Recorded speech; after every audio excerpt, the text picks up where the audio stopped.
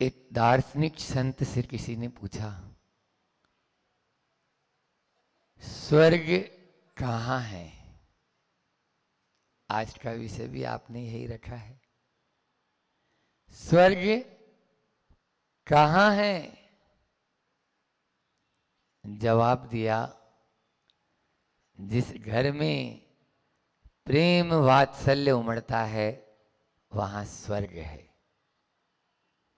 पलटकर दूसरा प्रश्न पूछा, नरक कहाँ है? जहां पर दिन भर लड़ाई झगड़ा चलता रहता है, बात बात पर किचकिच होती रहती है, बस वही नरक है। हमने स्वर्ग और नरक पूर्व भाव में देखा, आप सबको याद है क्या? बोलो, हमें भी याद नहीं। लेकिन स्वर्ग और नरक है या नहीं है? है। लेकिन संत कहते हैं, जिस घर में सब सकारात्मक सोचते हैं वहां स्वर्ग है, और जहां नकारात्मक सोचते हैं वहां नरक है। इसलिए अलग से कोई स्वर्ग और नरक नहीं, जहां नकारात्मकता आती है वहीं नरक हो जाता है। आप लोगों ने संतों का उपदेश सुना होगा, गुरुओं से चर्चा की होगी, वो स्वर्ग जाने का मार्ग बताते हैं। लेकिन आज हम आपको स्वर्ग जाने का मार्ग बताने नहीं आए। आज तो हम धरती पर ही, और उसमें भी घर में ही आपके कैसे स्वर्ग आ जाए, ये मार्ग बताने के लिए हम सब यहाँ पर उपस्थित हुए हैं, कि हर घर में वह स्वर्ग उपस्थित हो जाए, जिसके माध्यम से कल का सब उज्जवल हो, सबका कल उज्जवल हो। वह तभी होगा जब घर घर में स्वर्ग हो जाएगा।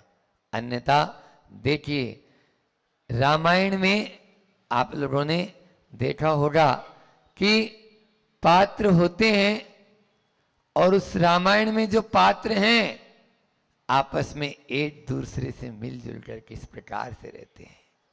बस जहाँ रामायण है वहाँ स्वर्ग है, और जिस घर में महाभारत मस्ती रहती है, दुर्योधन और कौरवों को आपने देखा होगा, वहाँ पर ही नरक है।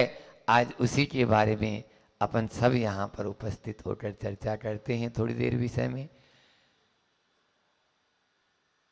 एक स्थान पर एक बहुत बड़ा वृक्ष था, और वह वृक्ष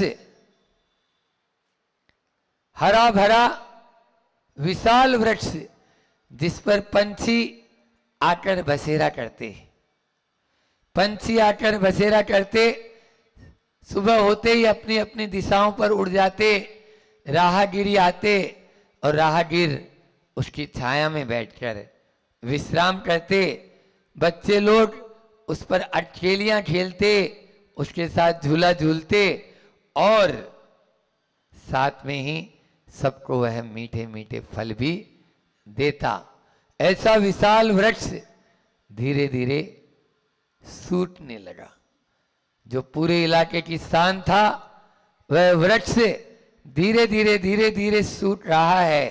हर संभव, क्योंकि सबका चहेता वह वृक्ष था, चाहे बाल हो, चाहे गोपाल हो, चाहे आबाल हो, चाहे वृद्ध हो, सबके लिए वह वृक्ष शरण देता था।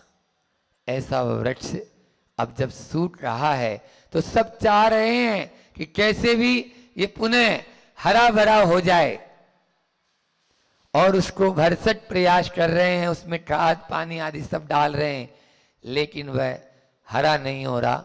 एक दिन उधर से किसी संत का गुजरना हुआ। संत से सब लोगों ने एक स्वर में प्रार्थना की कि महाराज, ये पेड़ इतना विशाल और हरा भरा था, लेकिन आज ये ठूंठ की ओर परिवर्तित हो रहा है, क्या कारण है?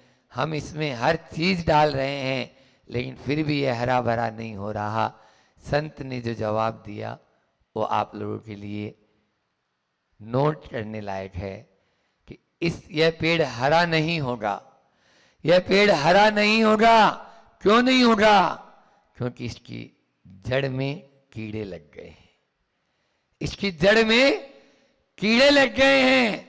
बस जिस घर में, जिस समाज के अंदर कीड़े लग जाते हैं, हम बाहर से उसमें कितना ही पानी डालें, कितना ही खाद पानी डालें, लेकिन वह हरा भरा नहीं हो पाता है। इसलिए सर्वप्रथम उन कीड़ों को दूर करना है। कीड़े दूर किए गए और उसके बाद में उसमें प्रॉपर तरीके से खाद पानी वापस से डाला गया, जड़ें वापस हरी भरी हुई, और जैसे ही जड़ें हरी भरी हुई, वापस से वह पेड़ लहलहाने लगा और वापस से हरा भरा हो गया। मैंने उस पेड़ को नहीं देखा, लेकिन आपको इतना कहना चाहता हूं कि घर में जो कीड़े लग जाते हैं, उन कीड़ों को दूर करना बहुत ज़रूरी है। यदि मान लीजिए वो कीड़े लग जाएंगे तो घर कभी स्वर्ग नहीं बन पाएगा। 4 कीड़े आज बात करूंगा और उन चारों कीड़ों को दूर करने का पुरुषार्थ करना है। पहला है अहंकार का कीड़ा। सबसे पहले घर में अहंकार का कीड़ा।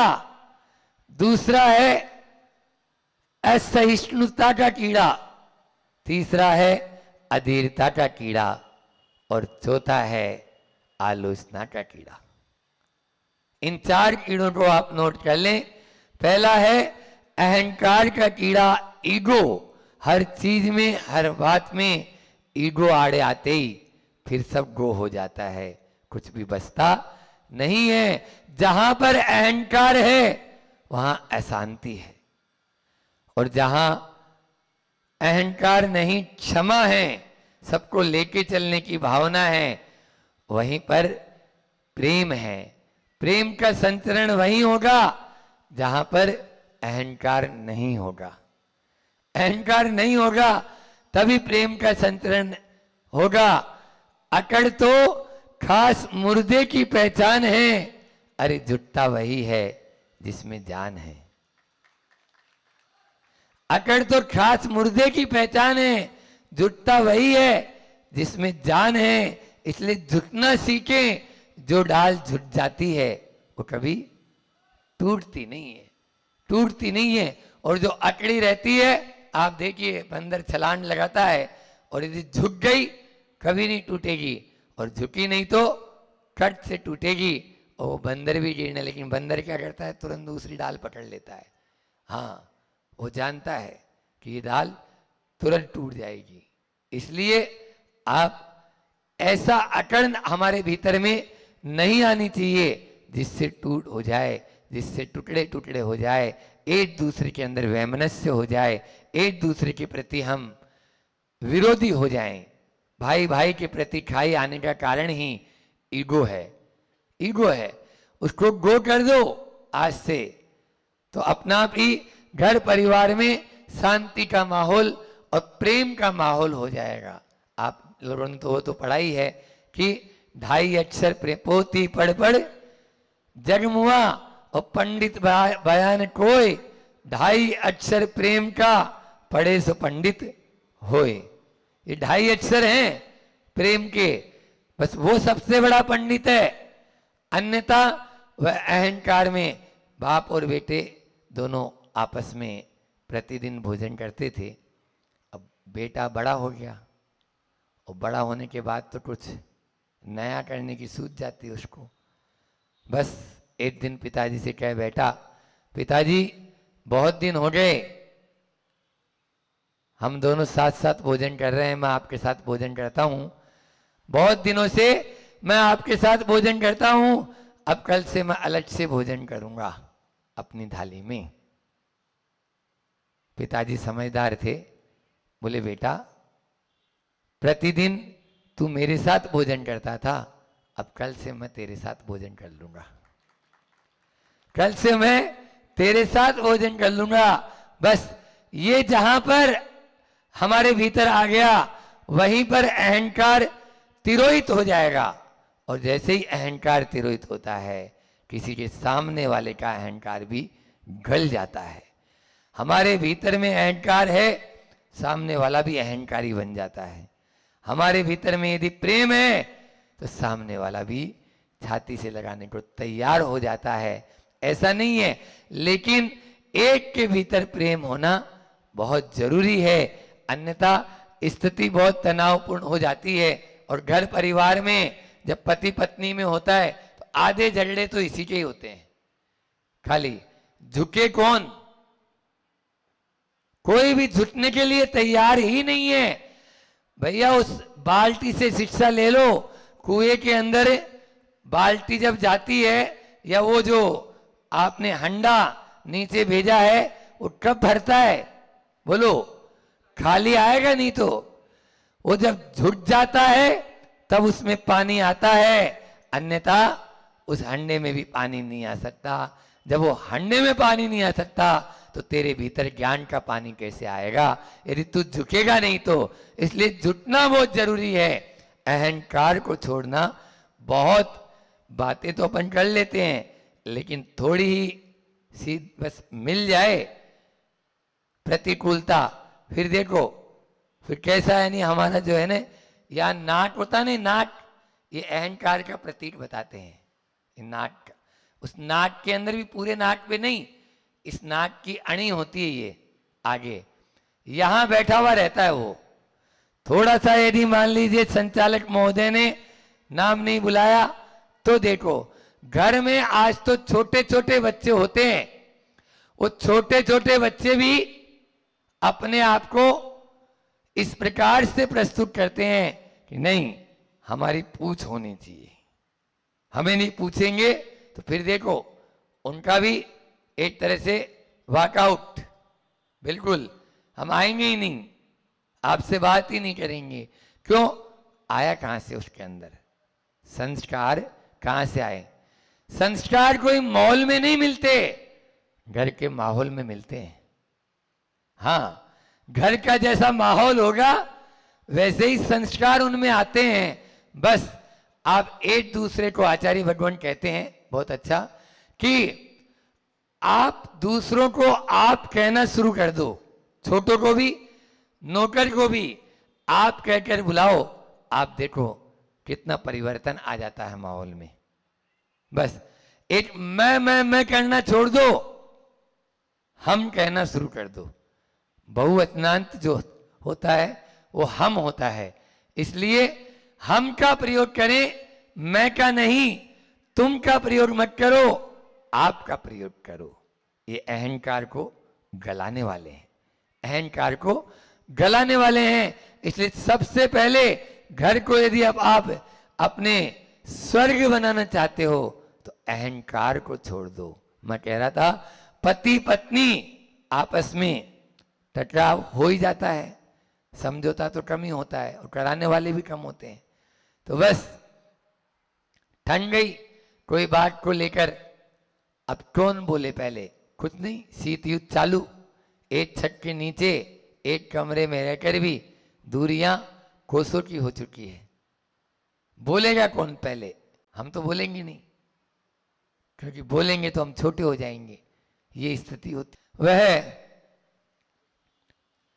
पति को कोई कार्य से बाहर जाना था और वह उड़ता था 7 बजे। अब 5 बजे ट्रेन पकड़ना है, 5 बजे ट्रेन पकड़ना है। अब 4 बजे उठेगा तब तो 5 बजे ट्रेन पकड़ पाएगा, और उठने का टाइम 7 बजे का है। तो कैसे? अब पत्नी के सहयोग के बिना उठ नहीं सकते हैं, लेकिन बोलेंगे तो हम छोटे हो जाएंगे, बोलेंगे तो हम छोटे हो जाएंगे। उसने कुछ नहीं, एक पर्ची लिखी, कल मुझे ट्रेन पकड़ना है, 4 बजे उठा देना, और पत्नी के तकिए के नीचे खिसका दी। बस सुबह जब उठा तो घड़ी में टाइम देखता है 6-7 बजने वाले हैं, और जो बड़बड़ाना शुरू हुआ, एक छोटा सा काम बताया था वो भी नहीं हुआ, और इस तरह से यानी जो है ना, क्या कर सकती है, ये कर सकती है, वो कर सकती है। लेकिन जैसे ही, हाँ, जैसे ही वह पूरा शांत हो गया, कोई बात नहीं, शांत हो गया, तब पत्नी ने पति का धीरे से पीलो हटाया, उसके नीचे दूसरी पर्ची रखी थी और उस पर लिखा था 4 बज गए हैं, कृपया उठ जाइए। पर्ची का जवाब पर्ची से, क्योंकि आपने हमसे बोला तो है नहीं। ये स्थितियां घर परिवार में हो रही है, ये अहंकार आड़े आ जाता है, तब ऐसी स्थितियां उत्पन्न हो जाती है और ऐसी स्थिति में घर में कभी स्वर्ग नहीं हो पाएगा, वो नरक बन जाता है। रहते भले ही एक छत के नीचे हैं लेकिन कोसों दूर हो जाते हैं। इस प्रकार से अपने आप को, उस अहंकार को गलाने का आज मंत्र लेके जाओ कि नहीं, हम छोटे बन जाएंगे सामने वाले के सामने। अपन दिन भर में 3 बार प्रतिक्रमण करते हो, हम लोग 3 बार प्रतिक्रमण करते हैं। 1 इंद्रिय, 2 इंद्रिय, 3 इंद्रिय, 4 इंद्रिय, 5 इंद्रिय जीवों से क्षमा याचना कर रहे हो।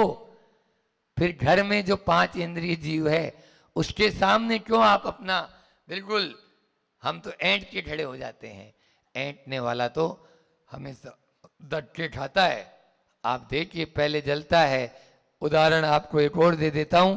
दूध के पास में पानी पहुंचा, दूध के पास में पानी पहुंचा, वात्सल्य प्रेम में कैसा गुण होता है। पानी ने निवेदन किया, दूध भाई तुम्हारी बहुत कीमत है, मुझे भी अपने में शरण दे दो तो मेरी भी थोड़ी कीमत बढ़ जाएगी। हाँ हाँ आओ ना, मेरे साथ रहा करो। बस दूध और पानी एक में एक हो गए। हलवाई की दुकान पर वह दूध पहुंचा, कड़ाव में दूध को डाला और जैसे ही भट्टी सुलगाकर दूध को गर्म करने लगा, पानी वाष्प बनकर उड़ने लगा। जब पानी वाष्प बनने लगा तो दूध ने देखा, जिसको मैंने शरण दी, शरणागत की रक्षा करना मेरा फर्ज है और वो मेरे ही सामने जलकर उड़ रहा है, केवल मेरे पीछे नहीं। कौन है जो मेरे मित्र को कष्ट पहुंचा रहा है? ये आग जला रही है, मैं इस आग को ही बुझा के छोड़ूंगा। दूध तुरंत उफनता है और उस आग को बुझाने के लिए तैयार होता है। दूध तुरंत उफनता है और उस आग को बुझाने के लिए तैयार होता है। हलवाई देखता है दूध उफनने वाला है, 1 अंजुली में पानी लेता है, तुरंत दूध में डाल देता है। दूध देखता है मेरा मित्र वापस आ गया है, वो शांत हो जाता है, शांत हो जाता है। इसलिए वात्सल्य और प्रेम दूध जैसा होना चाहिए, एक में एक हो जाएं। घर परिवार में चाहे वो देवरानी जिठानी हो, चाहे वो भाई बहन हो, चाहे वो पिता पुत्र हो, चाहे वो माता पिता हो, इस प्रकार से सब के रिश्ते भाई भाई हो, इनमें एक दूसरे में जब तक वात्सल्य और प्रेम, एक्चुअल में आज वात्सल्य नहीं बचा, आज बात बात में शल्य बचा है। क्या बोला? वात्सल्य तो खत्म हो गया और बात बात में शल्य आ गया। शल्य का मतलब कांटा, थोड़ा सा कुछ बोलो और बस उफान शुरू। क्यों? हमारे अंदर में पूर्वाग्रह का एक जंड लग गया है, पूर्वाग्रह का जंड लग गया है। आप रेत पेपर ले लो, हम देने आए आज, तो वो रेत पेपर लेके उस पूर्वाग्रह के जंड को साफ कर दो। आप जैसा रंग चढ़ाना चाहेंगे वैसा रंग चढ़ जाएगा और भीतर में आपके नई तरंग उत्पन्न हो जाएगी। बस उस पूर्वाग्रह की जंग को हटाना जरूरी है। तो यहां पर पानी दूध के सामने पहुंचा तो वात्सल्य हुआ। अहंकारी की परिणति कैसी होती है वो भी देख लो। पानी तेल के पास पहुंचा और तेल से बोला तुम्हारा मूल्य बहुत है, मुझे अपने साथ मिला लो। हाँ तुम्हें मिला लूं? कुछ नहीं, मैं तुम्हें अपने साथ नहीं रख सकता, मेरा मूल्य जानते हो क्या कीमत है मेरी? ठीक है। पानी ऐंठ कर, पानी तेल ऐंठ कर पानी के ऊपर बैठ गया, ऐंठ कर पानी के ऊपर बैठ गया। संत कहते हैं किसी के सिर पर बैठने का काम मत करो, किसी के सिर पे बैठने का काम मत करो। हाँ, ऐसा काम करो कि लोग लालायित हो जाए, जो आपको सिर पर बैठाने के लिए आ जाए। सिर पर बैठा, आप सिर पर मत बैठो, दूसरा आपको सिर पर बैठाएं, तो आपका जरूर ये अहंकार। बस शाम को दीपक जलाया मंदिर में, पहले किसको जलना पड़ा? तेल जल गया, पानी उसी दीपक में रह गया, पानी का कुछ नहीं बिगड़ा, पानी का कुछ नहीं बिगड़ा। जो ऐंठ कर बैठता है उसका यही हाल होता है। इसलिए अहंकार को तिरोहित करना है। और फिर अगला है असहिष्णुता। सारे झगड़ों की जड़ है असहिष्णुता, सहनशीलता का अभाव। इसको अपनी भाषा में बोले तो सहनशीलता का अभाव। सहनशील हो ही नहीं पा रहे हैं। समता सारे शास्त्रों का सार है और सब धर्मों का सार है, सब धर्मों का सार है। समता के बिना सब धूल के समान है। जब तक हमारे अंदर में सहनशीलता नहीं आएगी, दूसरे को सहिष्णु नहीं बनेंगे, दूसरे के लिए जैसे मेरा अस्तित्व है वैसे उसका भी अस्तित्व है। लेकिन हम तो ये देखते हैं ना, मैंने कमाया, बस मैं चला रहा हूं, यदि घर में मैं नहीं हूं तो घर परिवार चले ही नहीं। ये जो भावना आ जाती है ये हमारे अंदर में असहिष्णु बना देती है। आपने और कहानी पढ़ी होगी कि बैलगाड़ी के नीचे कुत्ता चल रहा है, बैलगाड़ी के नीचे कुत्ता चल रहा है, और वह कुत्ते से एक दूसरे कुत्ते ने पूछा, क्यों भाई क्या हाल है? देखता नहीं? बैलगाड़ी चला रहा हूं, बैलगाड़ी मैं चलता हूं तब बैलगाड़ी चलती है। अच्छा, वो रुका और बैलगाड़ी भी रुक गई। किस्मत से वो रुका, बैलगाड़ी भी रुक गई। देखा, देख लिया, मैं रुका तो बैलगाड़ी भी रुक गई। आप लोगों को हंसी आ रही है, लेकिन ये हंसी उसकी नहीं है, ये घर परिवार में ऐसा हो रहा है। मैं चलाता हूं, इसको बोलते हैं कर्तृत्व बुद्धि। अपने आप को स्वामित्व बुद्धि, कर्तृत्व बुद्धि और भोक्तृत्व बुद्धि से ऊपर उठा लो, बस कल्याण हो जाएगा, कल्याण हो जाएगा। हमारी सारी बीमारियों की जड़ है कर्तृत्व बुद्धि। हम अपने आप को कर्ता मान चुके हैं, बस कर्ता नहीं मानो, हाँ कर्तव्य करो। कर्ता मत मानो, कर्तव्य करो। कर्तव्य से कभी विमुक्त नहीं हो। रोटरी क्लब, लायंस क्लब हो, चाहे सुर संगम परिवार या जो भी आपके यहाँ संस्थाएं आज यहाँ पर बैठी हुई हैं, प्रतिनिधि वहाँ संस्थाओं के, उन संस्थाओं का भी यही है कि वो कर्तव्य करते चले जा रहे हैं। बस उस कर्तव्य के द्वारा परोपकार और समाज सेवा के कार्य में वो सब अग्रणी हैं। जैसा अभी आप लोगों को बताया जाट साहब ने कि 220 देशों में ये संस्थाएं कार्य कर रही है। किसे कहते हैं? हर क्षेत्र में ये रात और दिन। वैसे भी एक बात और बता दें, रात और दिन का भेद वहां होता है जो सोता है। आप लोग सोते ही नहीं, आप तो रात और दिन काम करते हैं। बोलते हैं रात दिन एक कर देते हैं। तो हमारे यहाँ भारत की संस्कृति रात दिन एक करने की है। अन्यत्र रात हो तो ठीक है, नहीं तो यहीं पर हम 24 घंटे में जितना काम होता है उतना 12 घंटे में करके अपने आप को रात और दिन एक बना देते हैं। ऐसी ये दोनों तीनों संस्थाएं यहाँ पर है। तो दूसरी बात है असहिष्णुता। असहिष्णुता के कारण हमारे घर परिवार में विवाद उत्पन्न हो जाते हैं। समता नहीं रखने के कारण हम एक दूसरे से दूरियां बनाते हुए चले जाते हैं। और तीसरा है अधीरता। अधीरता, किसी ने कहा धीरज कमजोर की ताकत है और अधीरता ताकतवर की कमजोरी। अधीरता ताकतवर की कमजोरी। धीरज जो है वो ताकतवर की, धीरज जो है वो अधीर या जो कमजोर है उसकी ताकत है, वह ताकत है उसकी। धैर्य रखो। आप धैर्य के बल पर सब कुछ wait and watch, wait and watch, कुछ कारण ऐसे होते हैं घर परिवार में तुरंत निर्णय नहीं। जैसे मान लीजिए आपसे किसी ने कुछ कहा, त्वरित प्रतिक्रिया मत करो। एक्शन होता नहीं है और रिएक्शन तुरंत हो जाता है, तुरंत हो जाता है, बिल्कुल। और जब रिएक्शन होगा तो क्या होगा? दवाई रिएक्शन कर जाती तो क्या होता है? बोले कुछ नहीं होता, कोई बचता ही नहीं है। बस यहां पर भी आप एक्शन तो अच्छा है लेकिन रिएक्शन खराब। कभी भी रिएक्शन नहीं, बस एक्शन होना चाहिए। प्रतिक्रियाओं से बचो और वो तभी होगा जब हम धीरज रखेंगे। धीरज के माध्यम से ही ऐसा हुआ कि एक संत ने, गुरु ने शिष्य से कहा कि जाओ पानी, बाजू में नदी है, पानी लेकर आ जाओ। शिष्य गया, खाली हाथ वापस लौटकर आ गया।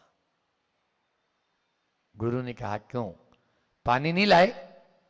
बोले गुरुदेव पानी कहां से लाता हूं, वो तो पानी बिल्कुल गंदा है और गंदा पानी क्या काम आएगा?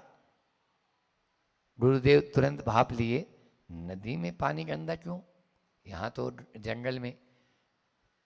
और उन्होंने कहा जाओ, अब जाओ और लेके आ जाओ। इस बार गया, पानी बिल्कुल स्वच्छ, बिल्कुल स्वच्छ पानी भरा और लेके आ गया।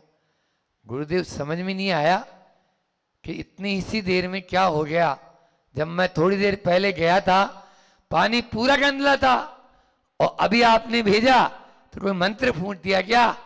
बोले मैंने कोई मंत्र नहीं फूंका, जब तुम गए थे उसके थोड़ी देर पहले एक वाहन उस नदी से गुजरा था और वह वाहन जब उधर से गुजरा तो सारा पानी कीचड़ जैसा मच गया और जब तुम वापस गया तब तक वो कीचड़ सब बैठ गया और पानी ऊपर से वापस नदी अपना जैसा चालू बहाव तेज हो गया, वो पानी साफ हो गया। बस मैं आपसे भी यही कहना चाहता हूं, जिस प्रकार से थोड़ा सा समय देने पर वो कचरा, वो गंदगी नीचे बैठ गई, उसी प्रकार से घर परिवार में कोई बात होती है तो उसमें थोड़ा सा समय दे दो, आपकी धीरज रख लो, बस सारी समस्याएं अपना आप ही समाधान को प्राप्त हो जाएगी। सारी समस्याएं कहीं जाने की जरूरत नहीं, बस थोड़ा सा आपको समय देना होगा। लेकिन हम धीरज नहीं रखते और तुरंत जवाब दे देते हैं और कई बार स्थिति और तनावपूर्ण होती भी चली जाती है। एक दूसरे के प्रति हम तनावग्रस्त हो जाते हैं और तनाव में क्या होता है, एक भी आदमी नाव में नहीं रहता, सब नाव के बाहर हो जाते हैं, क्योंकि तनाव नाम है ना उसका। नाव ही चुनाव अच्छा है, तनाव खराब। चुनाव अच्छा है, तनाव खराब। इसलिए अच्छे सही नाव में बैठो, देव शास्त्र और गुरु रूपी नाव में बैठो और चुनाव कर लो।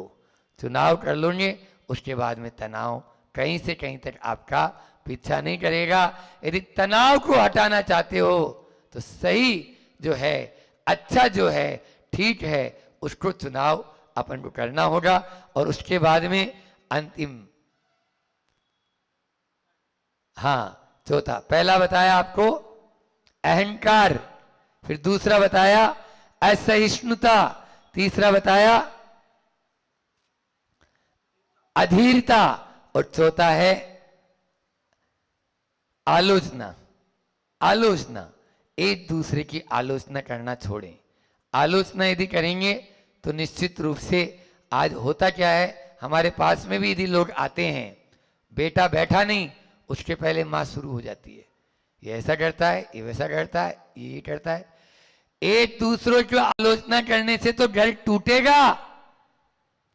आलोचना मत करो, सद्भावना रखो।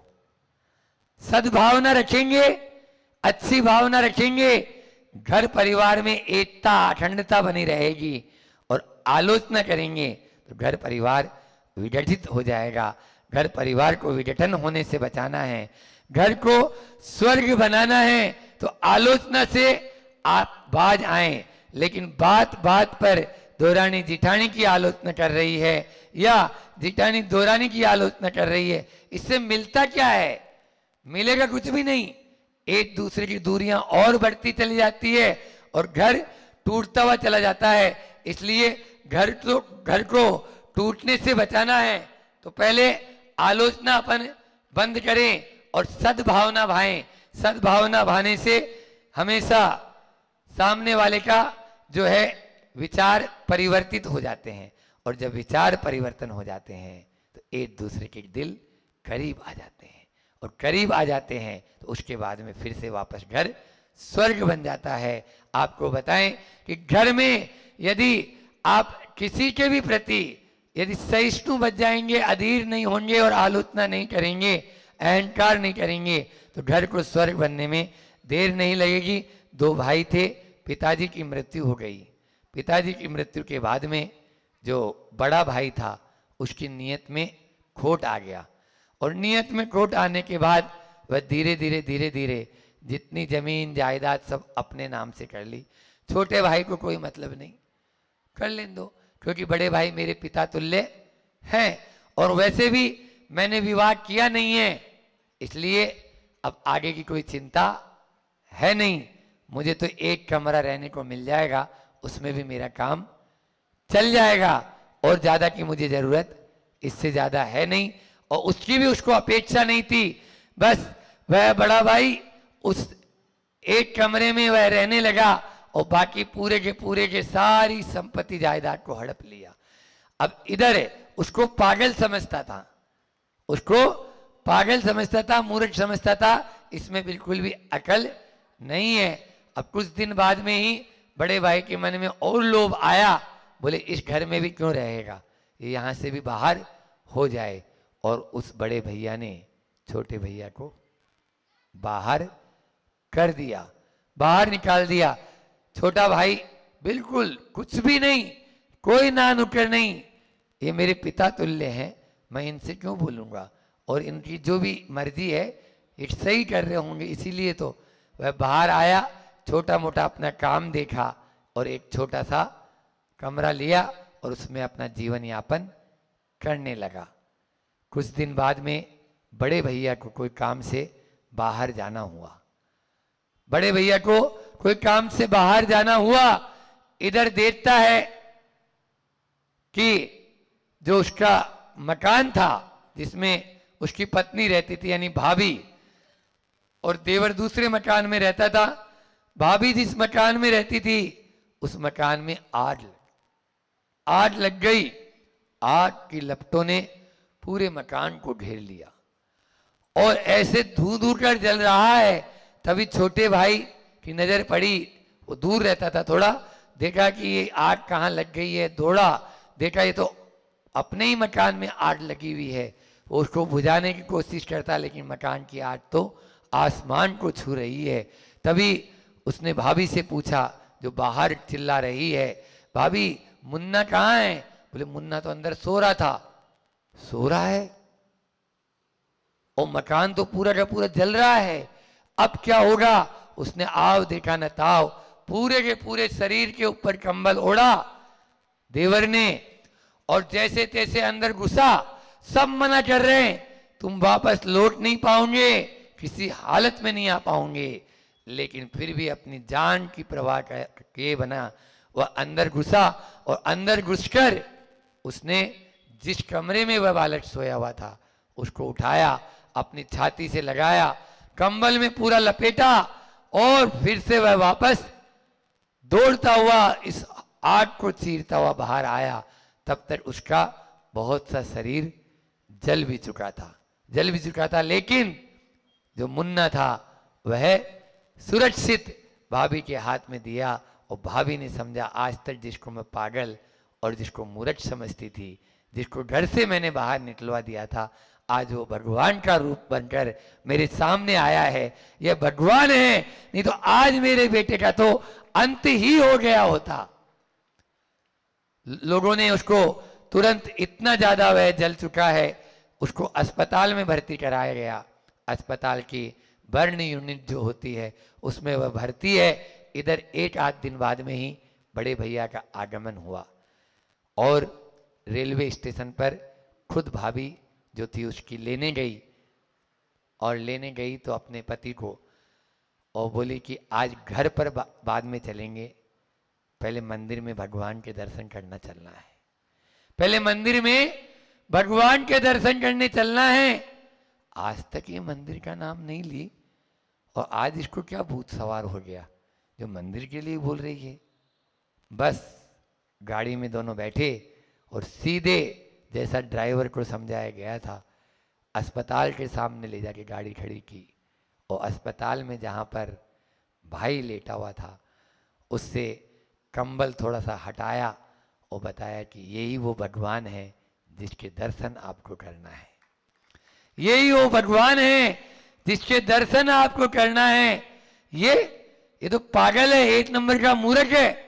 बोले मूर्ख और पागल ये नहीं है, ये तो भगवान है जिसने आज आपके इकलौते बेटे की जान बचा ली, नहीं तो आज आपका वंश भी नहीं रहता, नामो निशान मिट गया होता, नामो निशान मिट गया होता। तब पता चला भैया को कि मैंने क्या किया और उसको ठीक करके अपने घर में स्थान दिया। मेरी भावना की इन पंक्तियों के माध्यम से हम अपनी वाणी को विराम देना चाहेंगे। 4 बातें आप लोग जरूर याद रखेंगे। अहंकार को छोड़ना है, असहिष्णु नहीं बनना है, अधीरता अपने जीवन में नहीं लाना है, और साथ में हमें आलोचना नहीं करना है, दूसरे के प्रति सद्भावना रखना है। तो जीवन घर स्वर्ग बिना बने नहीं रहेगा, स्वर्ग बने इसी भावना के साथ में। रहे भावना ऐसी मेरी सरल सत्य व्यवहार करूं, बने जहां तक इस जीवन में औरों का उपकार करूं, मैत्री भाव जगत में मेरा सब जीवों से नित्य रहे, दीन दुखी जीवों पर मेरे उर से करुणा स्रोत बहे। दीन दुखी जीवों पर देखकर मेरे उर में, मेरे हृदय में करुणा का स्रोत बहे, ऐसे भाव हर प्राणी के हों। चलेंगे बोले अहिंसा परमो धर्म की। आचार्य गुरुवर विद्यासागर जी महामुनि राज।